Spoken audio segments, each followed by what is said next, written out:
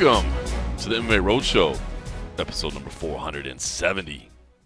My name is John Morgan, and Cold Coffee is with me here on the rarest of rare weeks in Las Vegas, it seems. I mean, there's no UFC event in town. We're chilling at home, no traveling, nothing to do. I was going to say it felt different, but then I came over to your house, the palatial Casa de Cold Coffee, for today's episode, and you were working on processing media day video. So I was just going to say, isn't this crazy, Cold Coffee? It's so weird. We don't do what we do every Wednesday, and then I come to find out you're doing what we do every Wednesday. Yeah, but there is something better about being here in the house waiting. It's funny, like, even though when you're waiting for somebody to send you footage, if you're there at the Apex, it's just nonstop. But I did find time when I was waiting for a video because the internet supposedly has been really sort of iffy there at the hotel, which, imagine that, it happens. Yep. I was able to, like, hard boil some eggs. I had a little breakfast. I made some coffee. I was like, granted, I was tethered to a seat for a good solid 6 hours. Yeah. But it's not as bad as I'd rather be 6 hours sitting in my office as opposed to 6 hours sitting in the Apex. That's right. So at least it's a little bit better. You get to do some things. And it really is different because thanks to Josh Hernandez, we get to do things that we don't normally do on a Wednesday. Now, this has been a couple months in the making, so let me offer my sincerest apologies to Josh Hernandez that it took this long to get it done. But and I will say there were a couple of attempts made on the way. Yes, that's true. Where we were like, hey, today we got to make good. But Josh Hernandez was kind enough to Venmo over a couple of bucks to pay for some frosty beverages, his favorite kind, Busch Light. And he said, look, feel free to get any kind you like, man. Just a little thanks for me. I enjoy the show, and I want you guys to have some frosty beverages on me. But you know how we are. Did he say it was his favorite? No, he didn't actually. I just assumed. I can't remember if we were talking about him, and that's what made him want to send them to us. I thought it was his. I thought that was his beer. Well, I don't want to put that on him at this time. He's like, no, y'all were talking shit. He's like, I'm an import guy. Don't you Busch Light me. Don't take me to the Busch Leagues. He's like, I'm big time. Don't take me Busch League. Now that you mention it, he didn't mention that it was just. Yeah. I thought it was like it was kind of his go-to or whatever. And so there were a couple times where I stopped by a store on the way, and I was like, they didn't have any Busch Lights. So finally, imagine that. It's hard to find. It's kind of hard to find. And so I actually had to Google. I went to their website and and put in my birth date to ensure that I was of age, and then I Googled, or they have a little search where you can either order it directly or find a place that has it. And so I drove to it and I picked up the Busch Light. And so you're right, I want to thank Josh Hernandez, but I also do not want to stick that on him. If this is not his go-to, I can't remember the last time I had a Busch Light. To be honest with you, I couldn't even remember what to expect. But a nice, attractive, cool blue can. I mean, feels very like. For me, knowing that you're like a Coors guy, this made me think it was like a Coors. This is lighter than Coors. The logo on the can says cold and smooth. It is cold and smooth. This is, this is the equivalent of like beer water. Yeah. I mean, you know what I mean? Like, they probably think that about our PBR as well. I literally, as soon as I drank it, it was like good. That. It was like that. What did we say? It was the flavor of nostalgia. Like, it literally, I just remembered, beer funnel, the taste of beer funnel, where there's a little bit of this taste and a little bit of plastic. Yep. It definitely took back memories. But, man, it wasn't like I was dreading the first drink because it had been so long. Because actually, as soon as we traded, it was just like this is actually it was pretty good. I'm gonna say, at risk of embarrassing myself here, this is for like a hot summer day. Yes, this is really. I mean, look. Yes, it has no flavor at all. So when I say it's like beer water, I mean it's the alcohol percentage is like what 4.1, which is pretty standard for like light beer. Yeah. So I'm not trying to say that this is even more watered down than my PBR. I'm not saying that.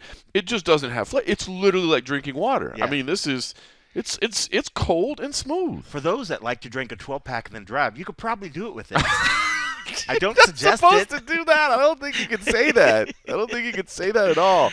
Dude, but it's not bad at all. It is really not bad at all. It literally it takes me back, man. It's not so bad. I mean, will they go into a normal rotation? No, but if somebody shows up to a gathering with it, am I going to shun them out the front door? No. I'll be honest. Had somebody showed up to a gathering before today with Busch Light in their hand, I would probably have laughed at them and made fun of them. You judge them a I little would have bit? judged them tremendously. I'd have been like, dude, like I can give you a couple bucks if you need some help right now. You know what I mean? Like if you could, but honestly. honestly, it's pretty good. It's not bad. It's Again, not bad it doesn't have a lot of flavor. So if you're looking, if you're like, oh, what's the hops level like? If you here? got a beer app, you're not gonna you're probably not gonna file this underneath your beer tasting app. But dude, it's not bad at all. It's not bad at all. I could probably go out in the car and grab like one of the funnels, just wash out the oil. We want to do old school. I could find some piping. We can just we can do some. If we don't finish all these, you could probably put them in the gym so that like if when you're out there pumping iron and you need a little hydration, bro, you just like let me throw this down. But anyway, shout out to Josh Hernandez. Thank you, Josh. Thank you very much. Always appreciated the frosty beverages on you. And that was long overdue. Long overdue. Hopefully we'll see you in person someday and we can return the favor to you there. So that is something that we get to do on a non-Vegas fight week. So something else that we got to do recently, we'll talk about all that's going on in Atlantic City, of course, everything that we've gotten to. But how about you getting to be a fan on Friday night? You just got to sit in the crowd and watch some fights at Tuff-N-Uff. I was on the call there with Justin James, our good friend there, our mutual friend. It was on UFC Fight Pass, so if you didn't get a chance to see it, check it out. But, man, you got the rare opportunity to just kind of hang out in the crowd. I mean, most of the time you don't even get to see like the UFC fights because you're back in the back working. You're stuck in processing video and doing interviews with the evening's winners and that sort of thing. But on this particular night, you got to just hang out in the crowd. And they were good fights. They were very good fights. I will go ahead and say I didn't talk to you about it, but I believe when I did speak to you, you may have consumed a frosty beverage or two at that point in time. So my high school buddy came into town and. I had forgot that I'd already agreed to go, like, watch Tuff-N-Uff. And then I was like, fuck, well, I guess I'm going to go hang with my buddy. Sorry, Tuff-N-Uff, I'm not going to go. And then I was like, wait, this guy likes fights. I was like, dude, would you like to go see some fights for a little bit? I was like, there's amateur fights and then there's some pros. He's like, dude, that sounds great. And I was like, all right, cool. I was like, I got a +1. Let's go. I was like, I just have to do some social posts and then they'll be happy that I was there. Right. So we end up taking him first, and he had never been there. I took him to Dino's. Oh, and it was awesome. Mariah. Oh, on a Friday night, it was popping. And it didn't get there quite yet, but it's still pretty early. Yep. But one of my longtime bartenders, Mariah, there, she's super cute. She's super friendly. We get in there. So the first thing she does, she's like, give him a big hug, And so then he's like, oh, this place is cool. And then it was just straight PBR. At first, I know he was gonna. He's kind of up. He's got some money. He's got some money. Okay, so he could drink whatever. So I straight went to the PBR game where if you guess the suit, you get your free. I was like, this is why I come. This is it. And then he first started looking at the taps. Then he'd look at my PBR. Then he'd look at the whiskey bottles and stuff. Then he'd look at the PBR. I was like, bro, just do it. You want to. So he went straight PBR. So we just drank PBR. And we probably had a good about maybe 4 or 5 or so before I think we showed up. So for me, I haven't really been drinking a lot lately. So like I had a nice little happy buzz. So we roll over there, and since we had missed sort of the beginning, a lot of the seats had sort of filled in. So I didn't know what the deal was. So I was like, hey, sitting in some area, and they pointed us to. They're like, okay, we'll find you some seats over here. They take us to the area. We're literally right behind the ring card girls. Like they actually scooted their chairs forward to make room for us. And so I'm thinking like, my boy thinks I'm balling. This is not the worst seat ever. He's like thinking I'm balling. I'm like, bro, I got some tickets to go watch these fights, and then, and it'd be cool if I could say, oh, and by the way, they're going to sit us behind the ring card girls. So we're going to chat with the ring card girls while we're there.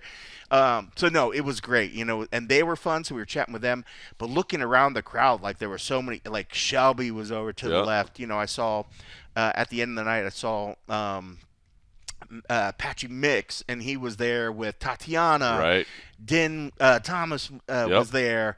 There was like, just look around, there was all kinds of people. And then on top of that, so it was cool pointing out to an MMA fan, like the people that they don't normally see in person, but in close like proximity. Then they had great fights, so it was just like, dude, this is fun. Like the fight showed up. Yep. Somebody tried at first sort of tell me, they're like, they were so. I was like, bro, I had fun. I was like, solid. Maybe because I had drank and they hadn't drank, but I was like, dude, I thought the fights were good. Whole lot of finishes. Yeah. The decisions were competitive and exciting. What you're trying to tell me, they said that the amateur fights were better than the pro fights. There were some good amateur fights, I'll admit, but no. I don't, like the last 2 fights were solid. Like it was good, But it was interesting, too, since we were on the side where so once the pros started going, like Ray Cooper's brother he lost a tough fight, but I'm looking off to the side, and there's Ray Sefo there, and then Ray Cooper. So I'm telling him, I was like, dude, that's Ray Sefo, president of like the PFL, and he, is at Extreme. He's a former kickboxing champ, blah blah blah blah blah blah blah. And I was like, oh shit. Dude, next to him, because I didn't really put two and two together, the name of the thing. I was like, that's Ray Cooper right there. I was like, he's a former champ, da da da da. And then I was like, wait a second, he kind of looked. I saw that the guy fighting was Hawaiian or whatever, and he looked kind of like him. I looked back, I picked the fight card back up, saw the last name Cooper. I was like, holy shit, that's the his little brother. Yeah. And so then it really put it into perspective. And by the way, Makoa Cooper is 2-2 now as a pro. That dude is way better than 2-2 would indicate. Yeah. You know what I mean? That was a hell of a fight. Hell of a fight. I mean, like it was, Ray Waters. Ray Waters is undefeated talent. That was. I give his opponent all the credit in that fight, but I give Cooper Cooper's so good. much heart. He's talent, better than man. 2-2 would indicate, man. He's got like his head movement, his striking really just good. Even after that performance, even seeing that performance in a loss, knowing like Shelby's there, like I don't see why that cat wouldn't get a call to be like on Contenders or to like do something at some point. Yeah, down the road.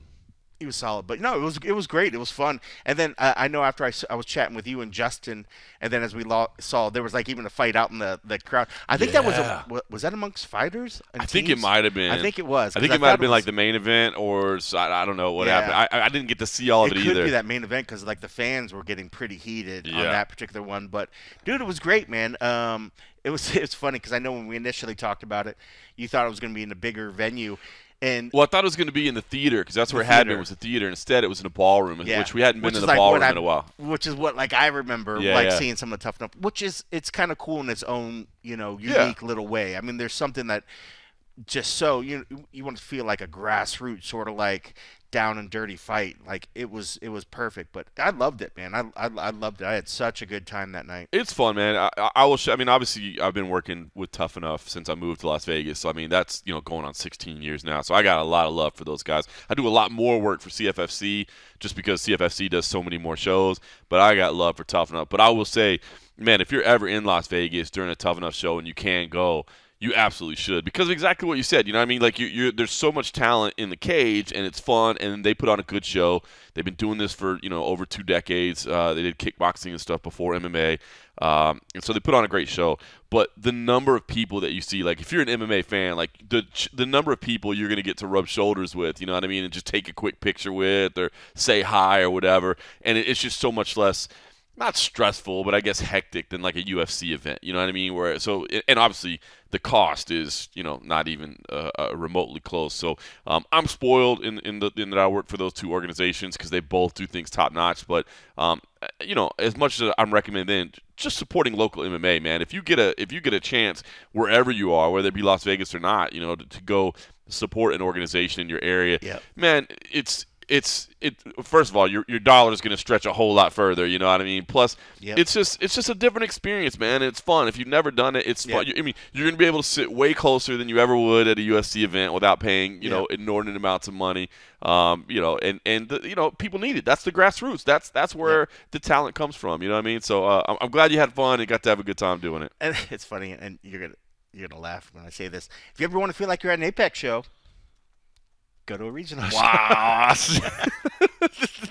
There was probably more people in the ballroom than there was in the Apex. Well, because they're actually trying to sell tickets. Like the Apex is like $1,500. Yeah, I just don't get. I don't understand the overall thing. At some point, they got to just open it up to more people, right? I mean, at that point, even when we've said this before, like when it's like the actual venues and stuff, they're actually using that money for the cost of actually putting on the event. Right.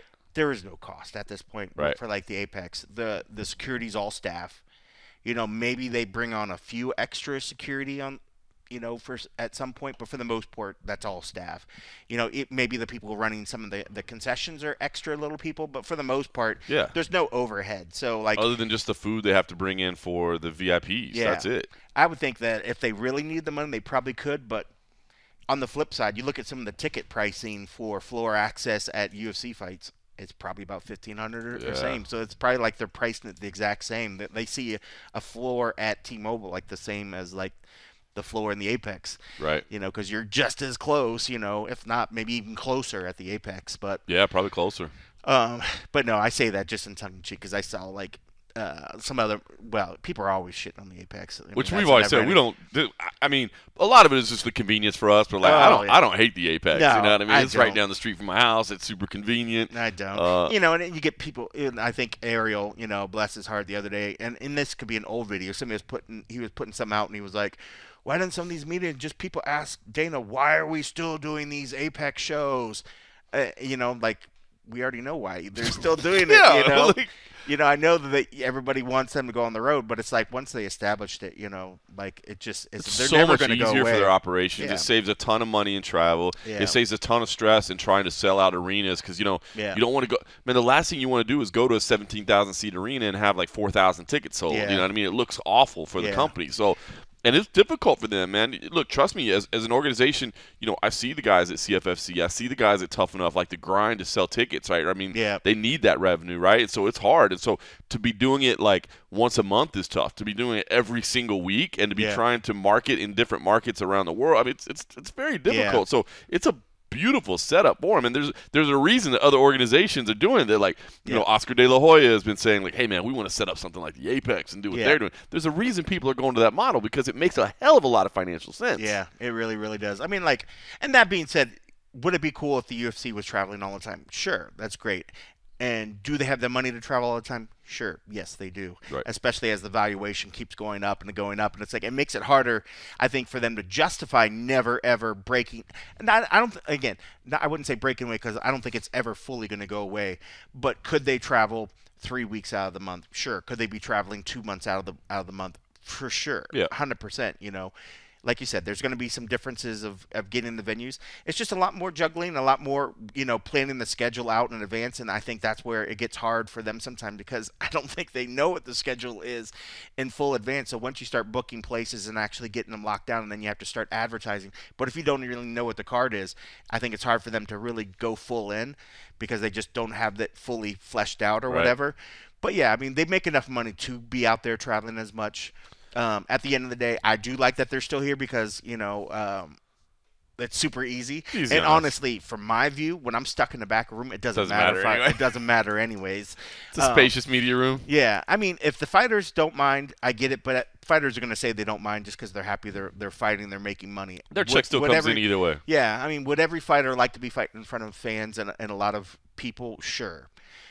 There is something to it. But, also we've seen times, just even fight week logistics, coming in, making sure you have the facilities to be able to make weight. A lot of times when they're on the road, the hotels that they're staying at don't have the proper saunas. They don't have the proper shit. UFC's trying to bring these little portable saunas so they could stick in their room so they could do shit. It's great to say, hey, yes, we're traveling everywhere. But, say we just for the ease or the point of saying yes, okay, well we're traveling this weekend, but then you pick a location and go, and then shit just goes wrong, and then what? Now the fighters start falling out just because we said we wanted to go on the road, just to go on the road. Yeah. I mean, there's definitely pros and cons both ways. I'll always sort of be a homer for the 5-minute down the street trip where I don't have to pack up, where I don't have to go. Traveling's fun, and that's great and all. If that would mean more media gets to go out and cover them and actually go to events, then I think that's a benefit as well. If people can't travel to Vegas and that's making it to where people can't do the coverage that they want to do because it never gets on the road, then I understand that. I can understand their frustration, but they don't say that. Yeah. They say that they're upset because they don't see the fans in the crowd and they don't do the other stuff. They're in Atlantic City this weekend, and it sure didn't sound like there were a whole lot of people in that media room. I think there was like five or six people in the media room, So I'm thinking like East Coast guys, if they're saying like, hey, they're not getting to travel, I'm like, here's your East Coast show. The thing you have to understand, and trust me, I get it. Like, is being somebody that does get to sit cage side in a packed arena and feel the roar of the crowd and feel those special events, like I get it. There is absolutely something to be said for those iconic moments in front of this amazing crowd and everybody's going nuts and like, oh, it just gives you chills. 100%. Yeah. But you do have to remember too that it's like if somebody went to your job and be like, hey, you know what, man? I know that you found the most profitable way to do things, but I don't like it. Yeah. And so what I would like for you to do is I would like for you to change something. It's going to cost you more money. You're going to lose money. You're not going to be as profitable. Yeah. But but it would make me feel better about what you're doing. Yeah. Come on, man. You got to understand. Look, at the end of the day, they're not a charity. It's a for-profit company. You know what I mean? And this is the most profitable. And by holding shows at the Apex, then they get things like this week in Atlantic City where they work with the tourism committee who says, hey, you know what? We'd love for you to come here because we're trying to showcase, our venue and showcase our town. And can we give you a little bit of money to help make that work? And, that's how it works. Yeah. And I guess with that, I mean, like, that helps put on the event. Is that lining the pocket to the fighters? No. And is the fact that they're doing more shows at the Apex changing the pay structure? Not really either. And I can see where people are like, well, if you're going to save money, like, give us some positives that we could say. Like, if the Apex said, if the UFC said, hey, if we're able to put on 20 Apex shows, we can guarantee a 2% increase on the fight purses or whatever. That's never ever going to get done or whatever. I think people would bitch about it less if they could say, okay, well, fighters are benefiting from it or whatever. You just wait till this lawsuit is all said and done. And I bet Well, that's a whole can of worms. But, and we talked about it again, it's the best of what is. And that's the kind of thing, like, you wonder if that's the kind of – but that I don't think that would ever – even if they tried to say, hey, can you put in the contracts that we have to fight on the road? It has to be an event. It has to be an arena. It would never fly. Oh, that would never happen. It would never fly. No, you're never going to be able to say we get to dictate where you are hosting events. Or at least say, like, it can't be at your headquarters. Like, if we're going to fight, we want to fight for people. If we're going to gladiate in front of crowds. Yeah, we'll see about that. Hey, look, collective bargaining, if they ever want to come together. But I at this point in my career, I've lost all hope of that. When do you think we're going to find out more details of what was actually in the agreement? They said within 30 to 45 days, I believe, everything had to be filed. Obviously, this will be from the plaintiff side. I feel like the UFC is going to stay as mum as they possibly they'll never can. say anything. Yeah. Like, they had that generic little statement, and Dana still never went out and said anything about it. Like, I haven't heard Hunter. I haven't heard anybody that's like a main position verbally say this is our thoughts on the outcome of this lawsuit, which is just strange to me. And the truth is, so Dana didn't come to the post-fight press conference. As you know, you were there with me this past week after Rose Namajunas' win over Amanda Ribas. Basically, at that point, by the end of the night, all we had was Rose, right? Because they brought back Carl Williams to you guys during the main event. So we just spoke to her. We didn't speak to Dana.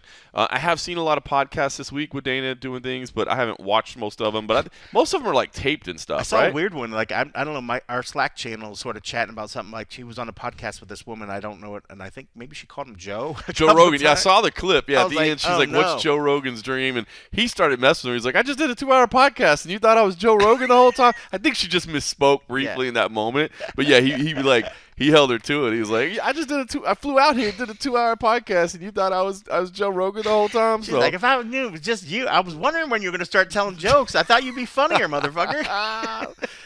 So I haven't watched a lot of those yet. So what's it like eating bugs, Dana? Damn, that's a throwback right there, bro. It's like eating bugs, Joe. Oh, man. He's like, I didn't do that. So I mean, the next time we'll see him, they're in Atlantic City. I don't know if he made the trip out there or not. I guess if the media is there, they'll get the chance to ask him, and I'm sure he'll be asked. But we've seen Dana. We've asked Dana about this lawsuit over the course of the 10 years, right? And what does he say? Like, I don't worry about that. I don't think about that one bit. Lawyers. I got lawyers to handle that, and that is true, right? Like, he just.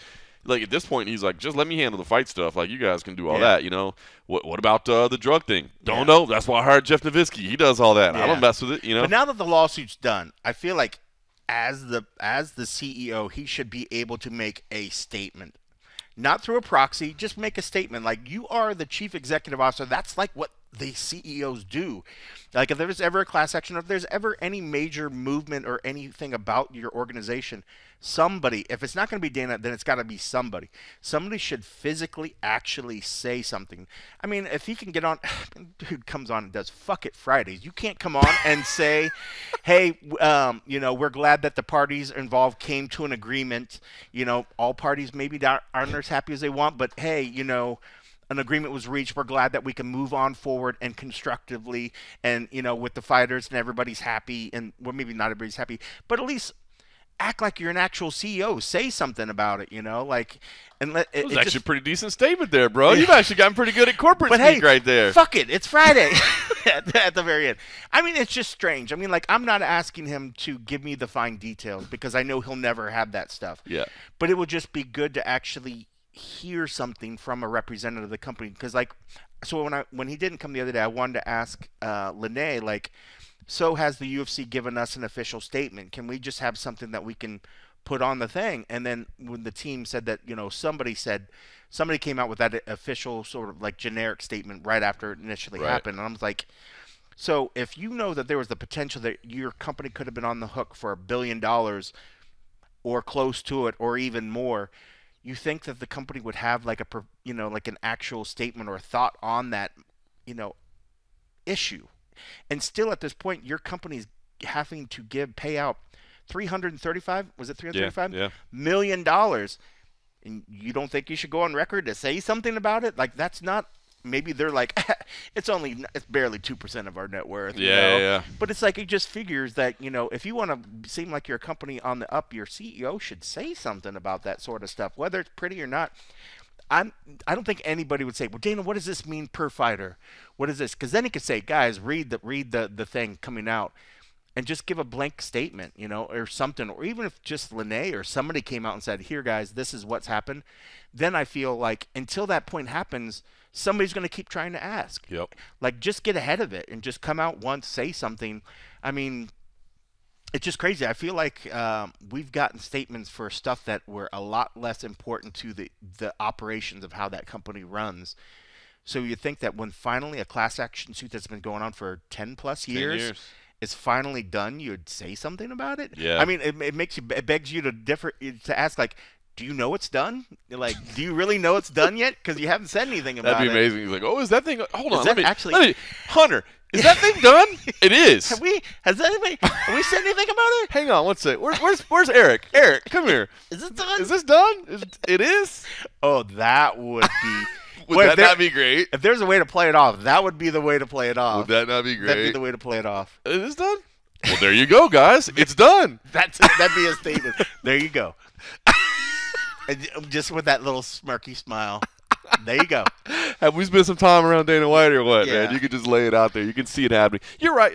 What you said, I think is spot on. I would love to hear a statement and just, like, amending of the fences or something, you know what I mean? Of like, I think that's hey, the best. man, That's the best part right there. We're glad to put this behind us. We want Yeah. our fighters to know that and we've all said increased wage share would be nice. You know what I mean? It'd be nice as revenue continues to grow. And look, wages have risen, but have they risen in an equal level with the company revenue? And don't forget, I think people do forget sometimes the massive amounts of overhead that the UFC does have. There are a ton of expenditures when you talk about all the staff that they employ, when you talk about all the travel expenses, when you talk about – so I do think, unfortunately, sometimes people go, only 18% goes to the fighters and 82% goes to Dana's pockets? It's like, whoa. No. There's a lot of expenditures in there. But, I think we all agree that wages should continue to rise as the revenue continues to rise and the profits continue. But it would be nice to come out and just make a statement. And I guess that's the thing, is you have to be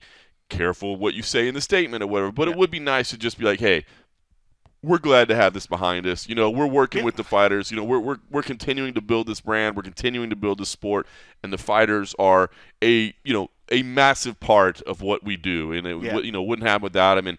And we're working, something along the lines of what you laid out. Like Hunter or Lawrence. If Dana can't stick to the line and can't give the bullet points, give it to somebody that can. Yeah. Lawrence Like Hunter or Lawrence. Somebody that would be really. Lawrence would probably be the best. I think Lawrence would be. Lawrence would be FC, super for anybody solid. that doesn't know, he's done a lot. He's done a lot. He did some speaking. I remember Brazil, like he represented the brand a couple times down in Brazil. I think when they didn't have a regional officer down there. Hunter strikes me as the kind of guy that likes to stick it to people, Yeah, but I think when it comes to numbers and the understanding, like he has a huge grasp. Like, oh yeah, I feel like if Lawrence, when the people are gathering it, like Hunter's going to be one of the resources that's going to be doing it. Hunter's who we all believe will take over for Dana when Dana does finally step aside. 100%. Yeah, 100%.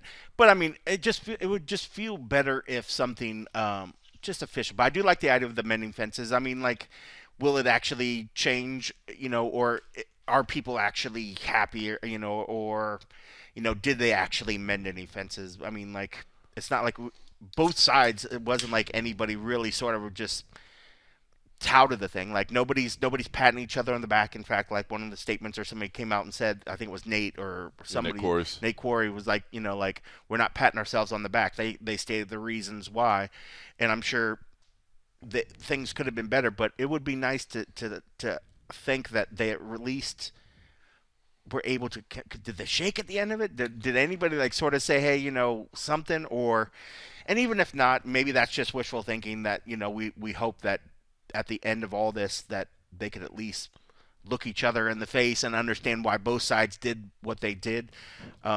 It's certainly and I know we talked about last time, it definitely feels like it came out in the UFC's favor, what it could have been. Yeah. Again, we did say, wait till we hear the final. We still got to see the final settlement, and it does still have to be approved and all those things. Yeah.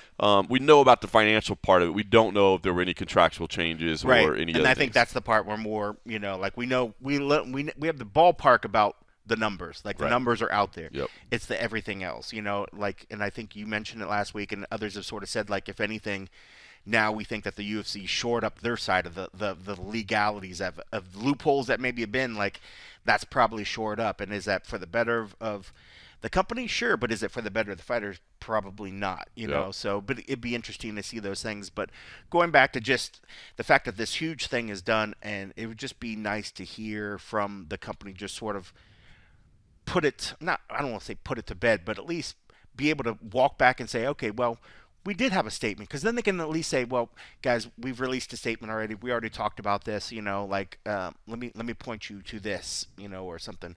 Shoot, if they had a UFC.com, they could probably even just put a statement on there and maybe have a pre-tape thing. If they had people in their company that could actually film Dana in a studio, and then they could just probably release it.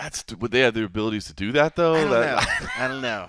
You're right, but they could. I mean, they literally could. They used to do that stuff all the time. Yep. They'd have Dana sit down and do little stuff like that. I mean, they have the means to do it.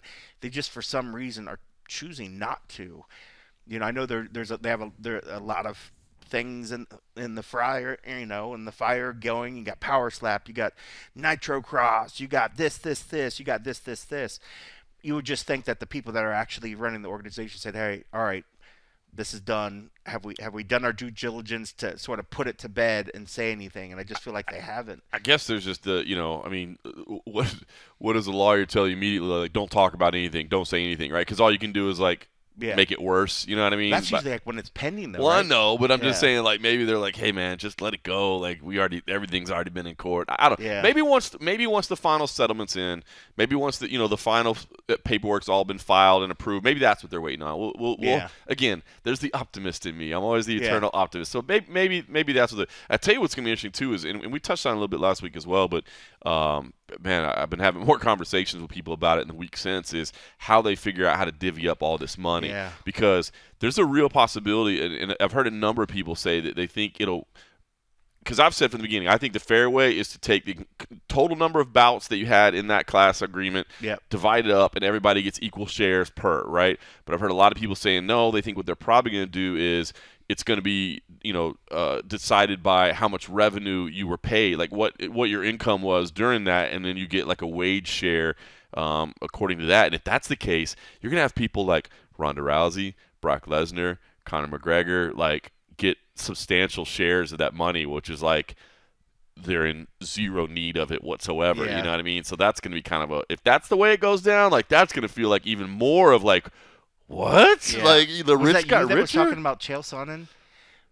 I thought it was you or somebody that said, depending on how it pans out, Chael, even though he was willing to testify sort of on the UFC side, might get one of the largest portions of the payout. And it's huh. It's crazy. I thought that was you that said that. And somebody else, maybe somebody else that told me that.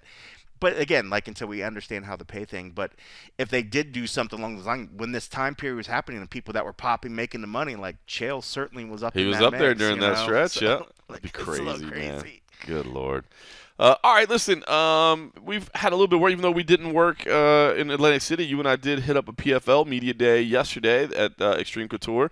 Sada Busi, Mads Burnell, Alex Polizzi, Marcelo Nunes, Bubba Jenkins, and Kai Kamaka were all there.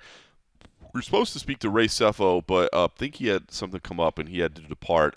And there was a schedule conflict with Randy Couture that we were supposed to get him as well. I was actually interested in asking Randy Couture his thoughts on the settlement. Did you never end up getting him? No, he was. By the time we left, he still wasn't there yet. So because I was going to try to stick around. I know you had to bounce early because you had your blood drive appointment that you had to go to. Well, but I'm glad then. We didn't end up getting him. I did want to ask him his thoughts on it. I always feel sometimes, there's kind of baiting people to ask about stuff. Like, I mean, you know, this thing's been going on a decade. Do you need to ask Randy about it all the time? But I thought Randy, because of his conflicts that he's had with the UFC, and you know, he had some wage arguments. I thought his opinion on, you know, would have been valuable. 100%.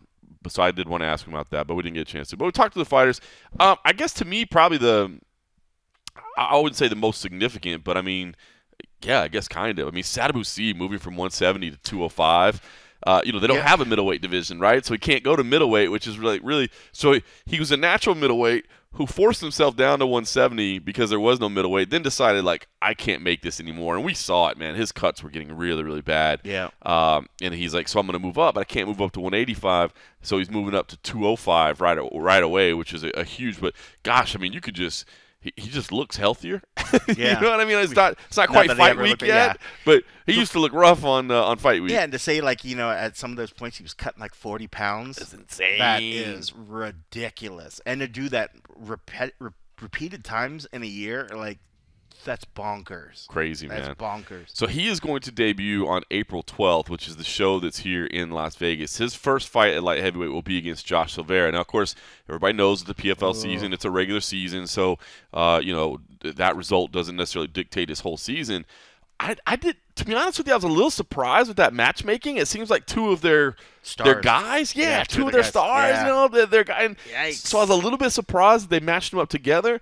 But I will say Sadabu had a great answer in terms of the matchup. He's like, you know what, I like this matchup, and let me tell you why. Because when I win this fight, it's going to prove, you know, that I am a legitimate light heavyweight, that I do deserve to be in this division. You know, this is going to show you my level. He's like, if I would have gotten maybe one of the lesser names, one of the newcomers, one of the more unproven commodities, and I win, he's like, then maybe at that point you guys still question, okay, well, we got that win, but where does he really stand? He's like, I'm going to be able to prove it right away. So I thought that was great. That's a good point. But yeah, that's I like Sadabu, and I think, I mean, how do you not like Silveira as well? I mean, like, his dad's like super like tight. Every time I see his dad, he like gives me a hug, and I'm just like, I don't want to see his son get in a fight or like lose or whatever. But I mean, yeah, I mean, there's two guys that the sport, or at least that PFL can build around. You always hate when they sort of like, you know, pair up, but it happens. You know, we see it happen in the sport way too often. It's, you know, it's unfortunate, but man, that's gonna be a fun one. That's gonna be a fun one. I like Silveira, that. I mean, he's I felt like we knew that he was going to be getting better and better. I feel like we're watching him sort of come into his own more so. Sadabu's been I feel like has been crushing it from the get go. You know, like that dude's just legit, man. So I mean, that'd be tough. That's gonna be a tough match for both sides, man. I don't know where I lean on that one, but yeah, that's gonna be a hard one to watch. It's going to be an interesting week, man. Yeah. So that fight card, Phil Davis versus Rob Wilkinson, Impa Kasanganay versus Alex Polizzi, who Polizzi was another one that was like, good Lord, they're giving me the... He had a lot of energy at the... Polizzi's a funny dude, man. He's a character. If you haven't been around Alex Polizzi before, he is a funny dude. Yeah, I enjoyed that. He was a character, man. He's got some energy. He was having some fun talking about his time working with Sean Strickland, and it was fun. So what was it? Alex Buchanan asked him, like, what was the best life advice? Yeah, and he was like, no. He's like, I'm going to keep it to fighting. We're going to keep it to fight advice. We're not talking about life advice that he is giving me. I'm like, you know what? That's probably smart. Yes. That's probably smart in there. So, but yeah, that's a good card on, what is it? I almost said December 12th. April 12th. Good Lord. December 12th. That little April stretch. April 12th. Yeah, so that'd be the same week as UFC 300. Yep. J.J. Wilson's on there against Adam Piccolotti. I like that fight. That's a Bellator matchup there. Marcelo Nunes is in there. He was there. We spoke to him as well. Solomon Renfro's on the card. He's got another tough matchup. So a fun card. I will not be at that event because I will be at CFFC 131, which is in Atlantic City, actually, where the UFC is this week. So I will be flying back and forth during UFC 300 week. So I won't be at that.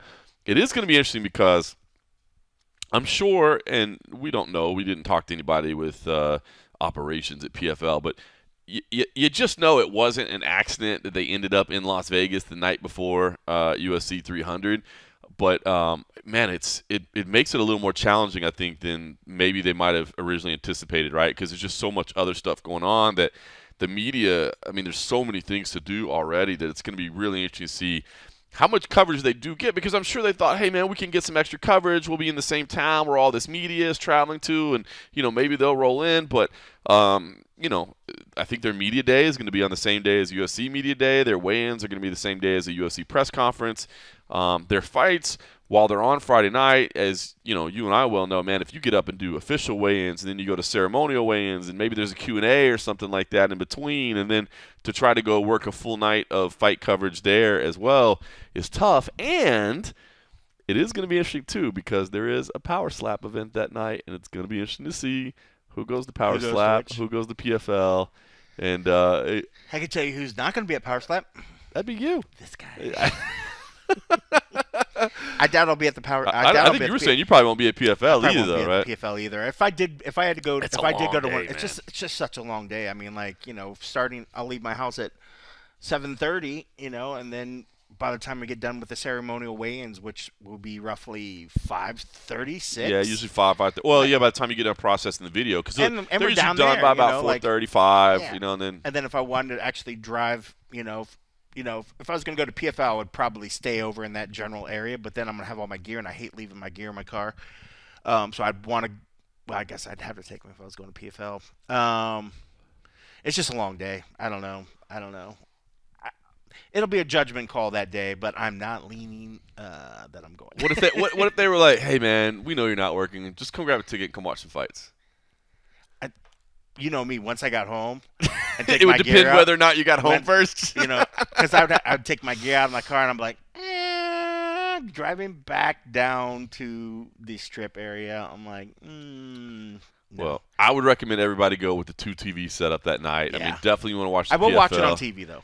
Watch it on. I will watch it on TV. Watch it on there. But also, of course, make sure that you have UFC Fight Pass pulled up as well, so you're watching CFFC 131. We've got a fantastic card that we'll talk about as we get closer, but we got a loaded lineup in Atlantic City. My man CM Punk will be there, so looking forward to working with him again as always. I would have been, actually, is it this weekend or next weekend? I think it's next weekend.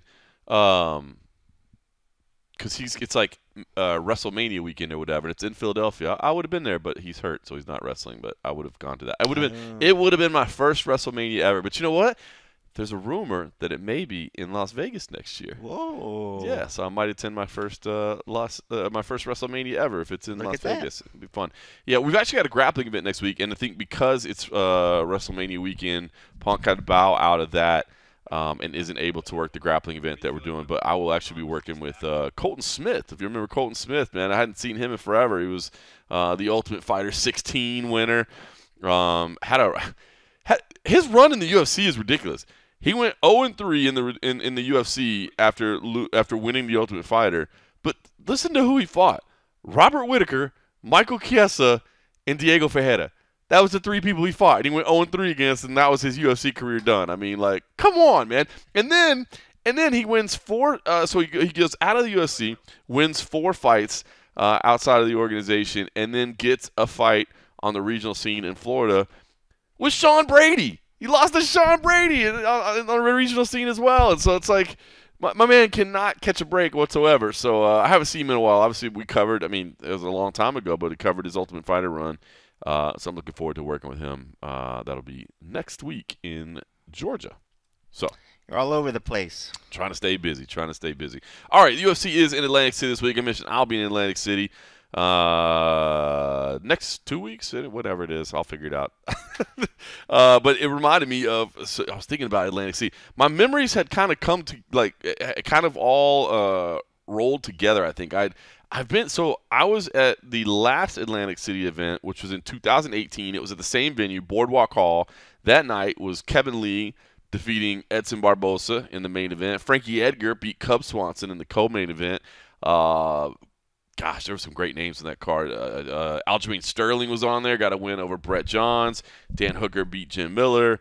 That was a very, very, very controversial submission win for Ricky Simone over Merab Dvalishvili. Corey Anderson was on the card as well. Anthony Rocco Martin for a little trip down memory lane.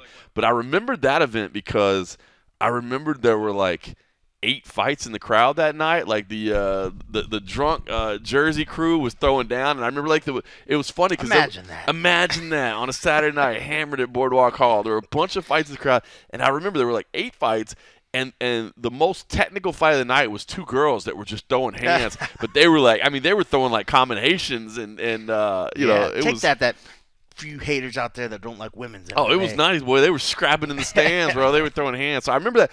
But in my head, I thought that I went straight from that event to Dublin, Ireland, but that was actually a 2014 event where I went from there to straight to Dublin for the Conor McGregor versus Diego Brandao fight in Dublin.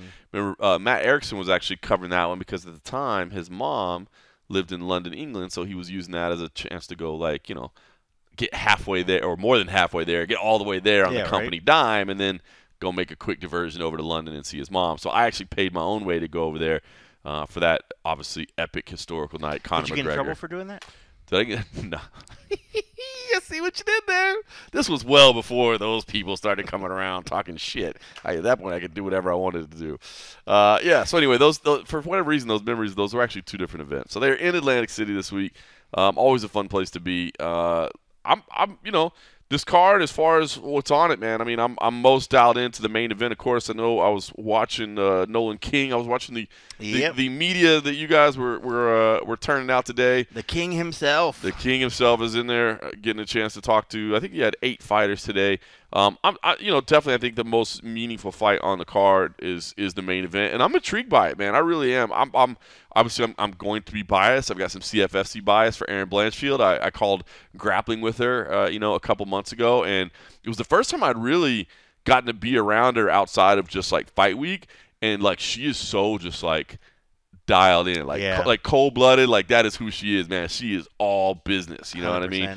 And but I like this match a lot. This is tough because Manon Fiorot, like we've been. I mean, at least me personally, and I think you've kind of been with me on that bandwagon of being kind of high on her abilities and her skills and her talent level as a future title contender. And it feels like, honestly, it could still be that both these women will fight for a title at some point in their career. But it seems like whoever wins is next. Because I don't think, you know, I kind of touched on it last week with Rose Namajunas, and I probably wasn't clear enough in the way I worded the question, but like, you know, she has name value. Like, she didn't necessarily have the greatest performance the other night. It was a good performance. It wasn't a great performance.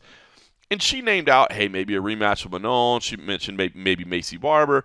But, you know, Rose Namajunas is a star. She could always be like, or a title shot, you know, because I'm the star and I'm the former champ, et cetera, et cetera. She seemed to not be willing to really push that. So it seems to me that maybe there could have been some confusion over which person would move forward. But it seems to me like the winner of this is potentially getting the winner of the trilogy fight, which we think is going to happen in September at the Sphere between Alexa Grasso and Valentina Shevchenko. Although, if they do win that and they're waiting for that, I mean, then that means the winner here is going to have to wait for like a year. Yeah. You know, so I don't know. I feel like this is a #1 contender fight, but maybe not a #1 contender fight because do you really want to wait 9 to 12 months before you fight for the title after you win?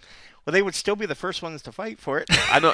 Well, see, that's the thing, so right? It is still kind of. It's like if you're guaranteed the shot, and Dana White has said this before, like, I don't like people to wait that haven't been given a shot, right? You know what I mean? Because people are like, oh, I'll hold out because they'll give it to me.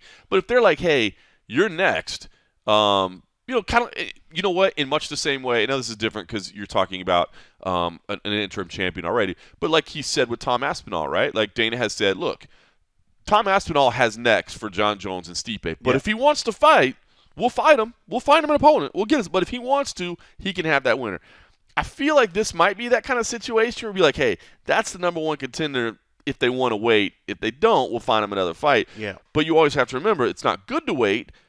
But when there's a title fight on the line, that's a guaranteed contract change. Yeah. That's, you know, that's a guaranteed opportunity that doesn't ever necessarily come along. I mean, I don't want to pick on her because we love her, but like Joanne Wood, right? I mean, she made the decision that everybody applauds. Hey, man, you didn't sit around and wait. You fought. Yep. but she lost, and then she never got that title shot, and maybe she missed out on a big paycheck because of it. So I don't know.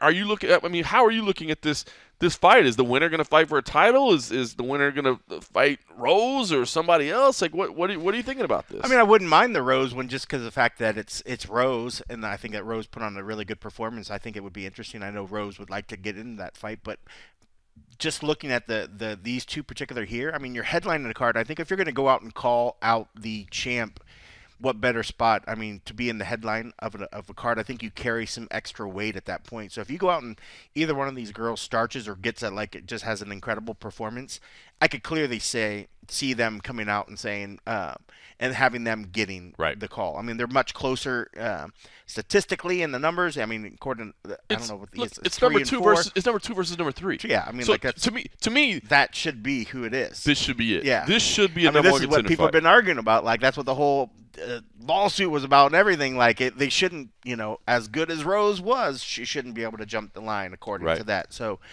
I think so. I mean, I think this is a good one. It's a tough one. So did you? So I'm thinking, since listening to you, well, I don't know because you went both ways. I leaned Manon on this one. Did you really? I did. I'm picking Blanchfield, but I'm so hesitant because to do so. Her groundwork. Because of her ground game. Because of her ground. But have you look, man? I'm kind of hesitant because I'm kind of almost now I'm becoming a little wishy-washy because of that. She is so good on the ground, it's ridiculous. She really is, and I mean, and she's got great takedowns. So Manon Fiorot has, first of all, it's pretty incredible that they're both on 6-fight win streaks. So they're both tied for the longest current win streak in the division, which is pretty cool to see. But I saw a stat. I was looking at this. It was like the UFC preview stats that they send out sometimes. Manon Fiorot's takedown defense is really good. Her takedown defense is 91.7% in the UFC.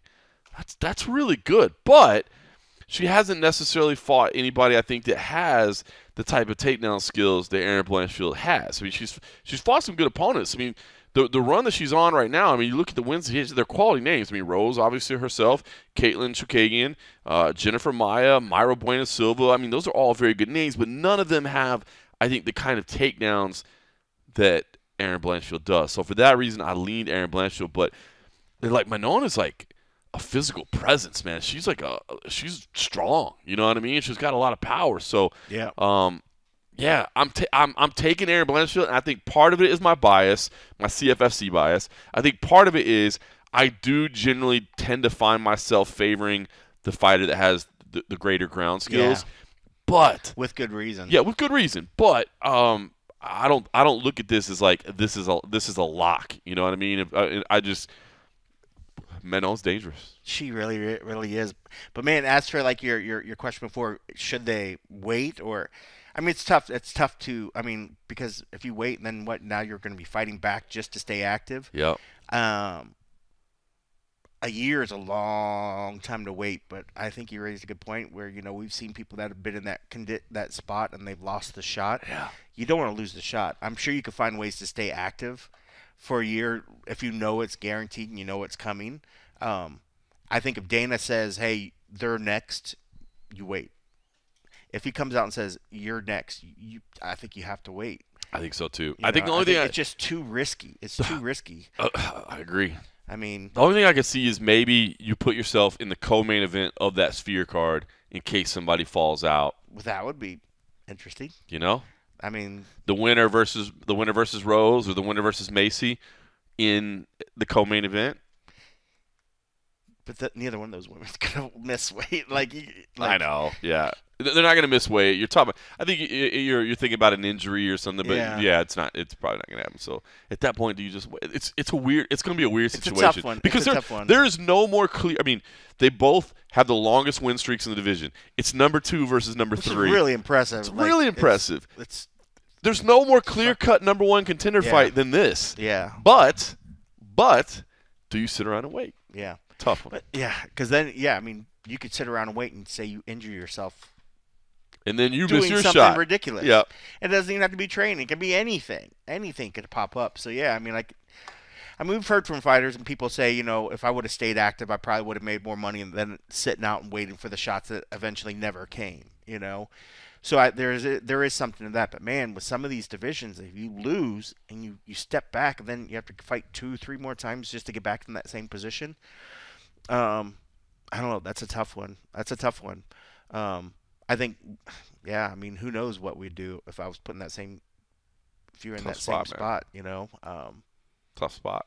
It really, really is. Tough spot. I think it's gonna be a good one, man.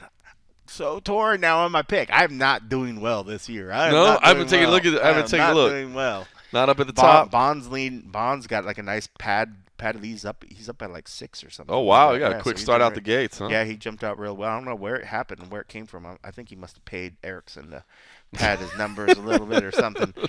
But this could be one of those ones where here I was like, I might be picking against some of the norm, but these are like the ones you pick up. But then you pick up one of those numbers back, but I could just be digging myself a further hole. But man, I am confident that Manon has the skills to She can absolutely win this fight. She could definitely win this fight. But man, if Blanchfield just gets it down the ground and doesn't let her up, then the whole fight I'm gonna be sitting there yelling at the screen like, "You are so stupid. Why did you pick the way you did?" Because you know that it's gonna get to the ground, and her ground game is so good. Really good. It's so good. You don't hear. I mean, like we talk about it, and you hear media talk about it. You don't hear enough fighters give her the credit for how impressive she is. I don't know, why it is. Maybe we're not asking them to like rate her. And it's just not like she's throwing it in people's faces like, I'm the greatest grappler, I'm the greatest on the ground. If I get you on the ground, I will pound your soul out. Like we're not really thinking about it, but dude, she does it, and it's really, really impressive. So man, I'm like literally talking myself back. I did make my last pennant switch on Rose. Oh no, I was because I put my picks in earlier. Then I swapped to Rose after because we put our picks in before Wednesday at 9 a.m. Like noon Eastern on Wednesday. So before media day starts, our picks are already in. After listening to Rose up on the dais when she was talking to us, and she seemed so confident, I immediately put it in the chat. I was like, yo, swap my vote. I was like, I want Rose. And at the end of the night, a fight night, I was like, you're a stud. You're right. So I don't know. I don't know. And usually if I wait till, usually you want to see them facing off. You want to see how they look, when it comes to weighing day. At that point, they usually don't like to switch the picks. Right. Because I like to hold it to that point and say, all right, let me see Manon, and then, Aaron face off. Let's see how they look. But man, I mean, you get me thinking. Manon's got to be a good 3 or 4 inches taller than her, so she's going to tower over her. There's no question about it. And she's big. And it's not like she tires out. She just, like if she's had some problems in the past, like when it's gotten to the ground, man, am I talking myself out of it? I think she's good enough to do it. I think she's good enough to do it. Man, we've been talking about Blanchfield being like a future champ forever. I love just sitting there letting you sweat. Dude. It's kind of funny. I'm watching it. I'm literally like, should I just message to the chat? But you've swayed me before to the wrong side before. So don't let me. So I'm not. Yeah, I'm gonna try to just hold my guns. I might as well just go down with the ship. Go down with the ship. Point. You already picked it. Did you? I haven't made a pick on this fight yet. Vicente Luque, Joaquin Buckley. I went Luque. You went Luque? I initially went Buckley, and I was like, why am I discounting Luque? More well-rounded, more well-rounded, more experience. Yep. I mean, I think it was the recency bias. Watching Buckley had like that great fight, the last fight, and I just think that I was like, man, he's coming in. I mean, when he is on, man, he is so exciting to watch. When you hear him talk, you're just like, how can anybody lose? Great. How can this dude lose to anybody? Like he's going to walk through everybody. But then it's Luque. He's great on the mic. Who's Buckley's tough amazing. as nails, man. Yeah, Buckley's great on the mic, man. So I lean towards Vicente, but that's another one. I'm like, that's what I kind of, in my head. I'm kind of thinking I'm leaning towards Vicente, but I was watching Joaquin's. I was watching him today, and he's just so dynamic, and you think about how so charismatic. That's the word, man. He's really great, man, and it kind of made me think like, he's just talking about, man, I've been. I love it. He's like, oh, you thought I took this on short notice? Like, nope, I was already preparing for another fight. You know what I mean? Like, I was getting ready for this, and et cetera, et cetera. So, man, when he's firing on all cylinders, man, that dude is so badass, man. His hands and his moves. I mean, like, who was the spinning knockout on? Spinning. Impa Kasangana. Yeah. Like, how can anybody forget that one? That was like vicious. It was like, holy cow. Like That was amazing. do I think he's going to get it on this one? No, but will he attempt it? He sure will. He'll try it, man. He sure will. That But dude's dangerous. I think if Luque, I envision Luque just gets him to the ground. Once he gets him to the ground, I don't think he's going to get back up unless the round stops. Probably took Bruno Silva over Chris Weidman. Oh yeah. Yeah. And that's no side on Weidman. Weidman's just not the same. One, he dealt with a serious injury, and just coming back, he just hasn't been the same. That's time. He's just getting older. The sport keeps moving, and I think just Silva's just fighting better right now. It was a weird. This one. Here's the thing: is that I think it's a situation where like Chris Weidman's been around for a long time. He makes a lot of money, so you can't put him up against nobody, right? If he's going to fight, you can't put him up against nobody. You got to put him up against somebody because you're paying him a lot of money to be in there. But this just didn't feel like a very nice one from the UFC matchmakers. Man, like come on, man, he's fighting in Atlantic City down the road from his hometown. I think a lot of us thought it was going to be his retirement fight. I think he's saying maybe not. Maybe he's going to continue on. But yeah, I did. I took Bruno Silva as well. So, a lot of other fun names on here. Bill Algeo, I think it could be a very fun fight with Kyle Nelson, who I thought Kyle Nelson looked really, really good last time out. Chidi Njokuani is there against Reese McKee. Nate Landwehr's on the card. Anytime Nate Landwehr's on the card, it's going to be fun. They brought him to media day.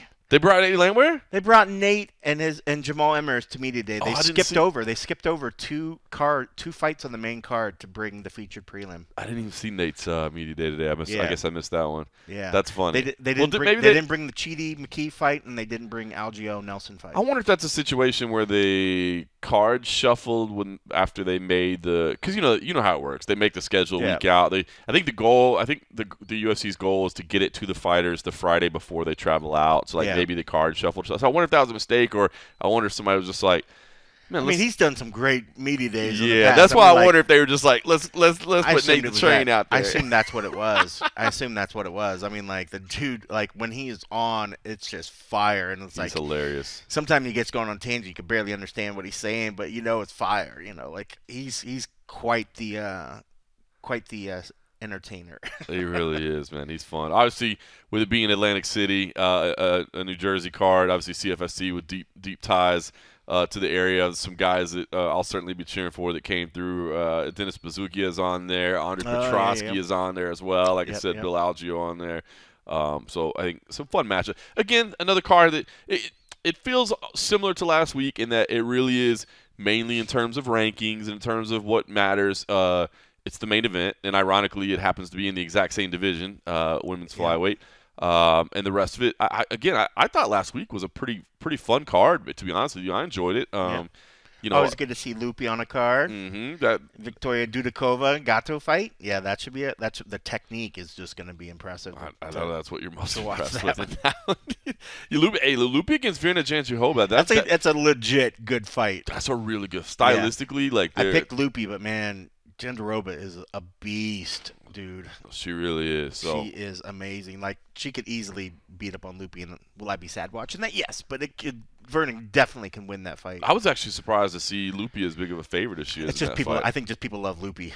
You have to. Right? She's been doing the media rounds and doing other stuff. She's just fun. She's cute as all get out, and she fights her ass off. She man. Grinds. She grinds. Well, cool, man. Well, it's a Saturday evening card, so another one of those late nights. Poor Nolan King. I guess he's used to it. He's an East Coast guy anyway, right? They're going to be wrapping up around 1 a.m. Brutalized his name, Anton Turkalish. This guy, I think we all thought this dude was just going to, we thought this dude was just going to run over some dudes, and he's having a bad run of events. If he doesn't pull this one out, he's gone. He's gone. He's on a 3-fight losing streak. He comes in there, he talks all the talk during the fight week and does everything, and then he's just had some bad showing these last events, because I think the dude's super talented, man. I just these last bouts we haven't seen it, man. But it'd be a shame that if he can't stick around, because ladies love the pleasure man, according to him. He's good for the numbers and stuff, but. Yeah, man, if he doesn't pull out a win, man, I think this is the last time we're going to see the Pleasure Man in the old UFC. That's rough, man. You're right. It happens. I hate to say that, but it's the truth. It happens. That's the truth. All right, well, listen, late night card, or late evening card, I guess, which I prefer those just for the pay-per-views, but it is Sitting on the couch watching it, and I'll be liking that. You be okay with that? I'm okay. I'm okay. I dig it. I dig it. Well, I'll certainly be watching as well. Of course, we will have a and-a-half episode for everybody that supports us over at patreon.com/the MMA Roadshow. So we certainly appreciate everybody that does that. Yeah, and appreciate everybody that supports us, rates us, and reviews us if they can. All that stuff helps us out. You and I will be back together next week before I fly out to Savannah, Georgia for a Fury grappling event. So if you want to put that on your radar for next Thursday night, we certainly would appreciate you joining us all there. Myself and Colton Smith will be on the card there. And then the following week, we get into the chaos of UFC 300, Woo. CFFC 131, PFL, Power Slap, if you will. I mean, whatever Power Slap number that was. It's all going on. So the schedule's about to get crazy. The April run's about to get nuts. So buckle up. We'll cover it all for you. Talk about it all, of course. But more than anything, just know that we appreciate you. Thanks for listening.